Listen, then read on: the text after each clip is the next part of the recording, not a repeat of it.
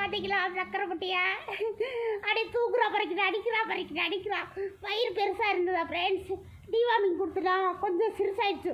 வயிறு பதுக்கு இருந்ததா அப்படியே நான் கூட குட்டி குஞ்சாமணி என்னடா வயிறு இவ்வளோ பெருசாக இருக்குன்னு நினச்சிட்டு பயந்துட்டேன். அப்புறம் பார்த்தீங்கன்னா டிவார்மிங் கொடுத்தோன்னு கொஞ்சம் கம்மியாயிடுச்சு. புழு இருக்க மாட்டேருக்கு, புழு பூச்சி எல்லாம் இப்பயும் பவுடர் போட்டு விட்டுருக்குடா. இங்கே பாருங்க, நானே வேலை செஞ்சு எப்படி வேர்த்து போயிருக்கு பாருங்க ஃப்ரெண்ட்ஸ். ஒரு அம்மா ஃபோன் பண்ணி ஏம்மா எந்த ஊருமான்னு கேட்டா, என்ன எந்த ஊருன்னு கேட்குறீங்க அப்படின்னு சொல்லிச்சா. என்னம்மா எந்த ஊருன்னு கேட்டால் சொல்லுமா அப்படின்னு சொன்னால், அப்புறம் இது சேனல் நம்பர் போடுறீங்க, ஃபோன் முடிச்சு எடுக்க மாட்டேங்கிறோம், ஒச்சன்னு கத்திட்டு ஃபோனை வைடின்னு சொல்லிட்டு போகுது ஃப்ரெண்ட்ஸ்.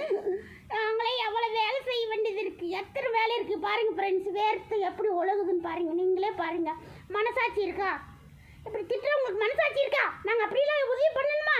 எல்லா இடத்துலையும் நாங்கள் வந்து மெட்ராஸுக்கு என்ன நாங்கள் பிளைட்டாக வச்சுருக்கோம் வர்றதுக்கு பாருங்க. எங்கள் சக்கரை மட்டும் மேலே தான் ஏறி வரணும். எப்படி தூங்குற பாருங்க எங்கள் சக்கரை